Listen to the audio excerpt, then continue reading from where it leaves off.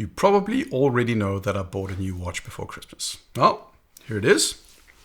Zenith A384 chronograph with a Panda dial. Let's talk about it, what makes it special, and why I chose it.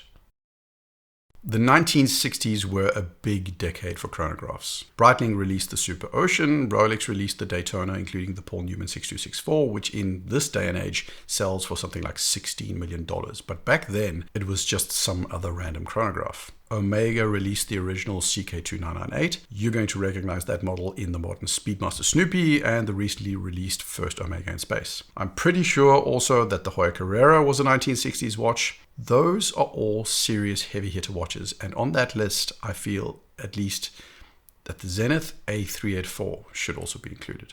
The Zenith A384 made its debut in 1969 as the face of the El Primero that figured on launch press cuttings and on the cover of the first El Primero brochures. It stands out with a square barrel case side with the Zenith 4-star logo, and it's got a Panda dial and it's got contrasting chronograph counters. Inside the watch wasn't a slouch either because it had the El Primero movement. The movement inside this one was the 5 Hz 3019 PHC movement. The movement represented a bucket load of innovations.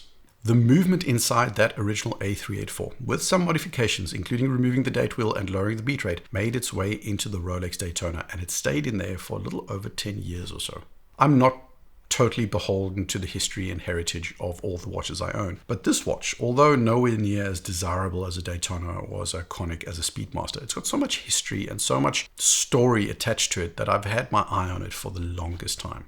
This A384 was re-released by Zenith in 2019. It's mostly a faithful recreation of the original A384 with a couple of improvements that don't significantly make it diverge from the original watch. It's still the same 37mm case, but in the modern version you get a sapphire crystal on top and a display case back exposing the movement inside. It's 12.6mm thick, and the version I have has a ladder bracelet. It's got no easy adjust, it's just got push pins, but it fits the watch perfectly. It's got a 19mm lug width, which isn't ideal, but it clearly wasn't a deal breaker for me. Water resistance is 50 meters, which is more than enough for me. The movement inside is the El Primero 400, which is an evolution of that 3019 movement. Power reserve is 50 hours, and it still runs at 5 Hz.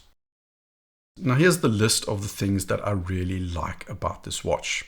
The ladder bracelet. Sure, it's not some easy adjust, quick release Oysterflex competitor, but on this watch specifically, it's just appropriate. People build supporting arguments for their purchases, and most rational buyers would argue that this bracelet doesn't have the objective specs a modern watch should have. But this is a release of a classic, and having something that stylistically is closer to something that might, sort of be reminiscent of the 1960s just makes sense to me. That and the ladder bracelet just looks cool. Speaking of other things that I appreciate, if you feel this and my other videos warranted, please subscribe to the channel. It really helps out the channel, and more importantly, it's the best way for me to gauge whether or not I'm doing content that's worthy of your time. So please do so if you think it's justified.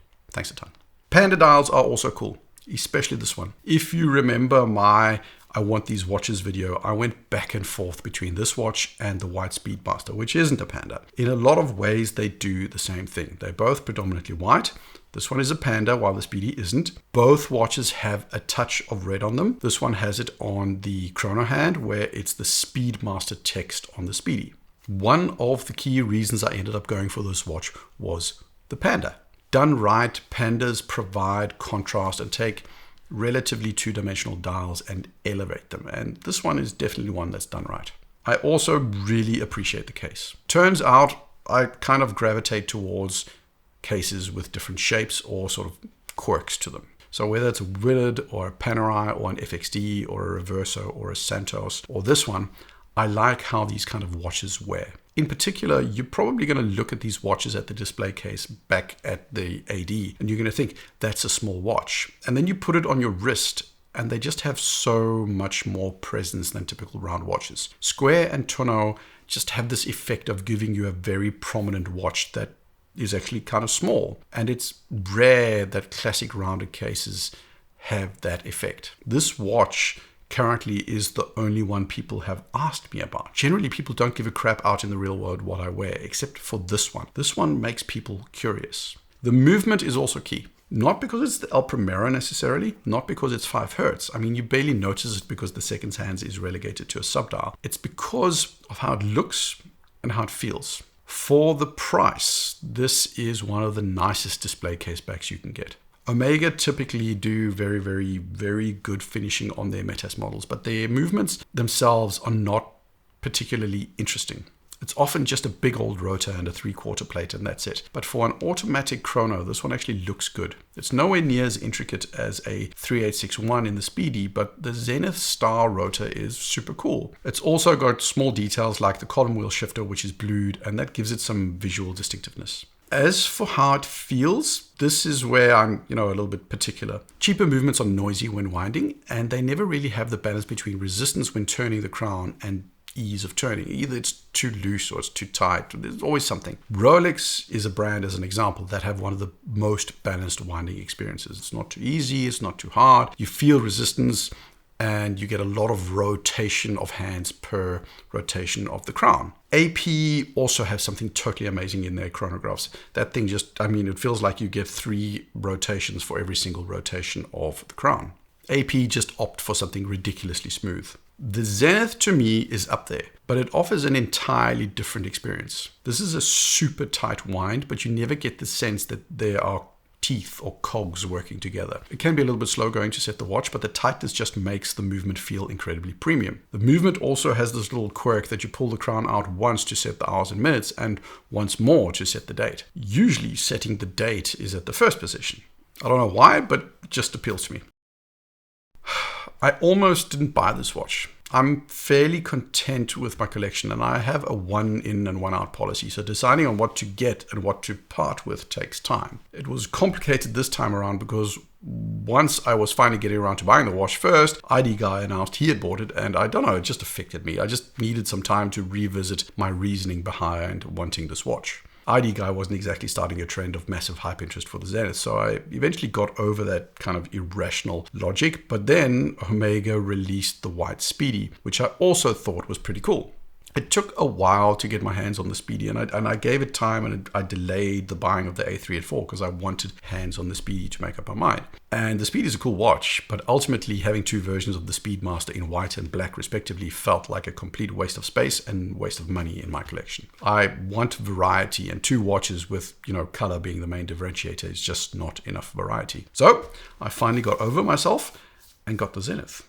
What did I sell? I might have a 1 in and 1 out policy, but I don't have a dollars in and dollars out policy. That's just not possible unless you have a back catalog of Rolex and Nautilus models in a safe somewhere, and I don't. So I sold a Seiko Cocktail Time JDM model and a Swatch 50 Fathoms. The 50 Fathoms was always a mistake, one of many, and likely not the last mistake I'll ever make. The Cocktail Time was more of a rational decision to remove a watch that I just didn't wear that much anymore, but I've had it for more than 10 years.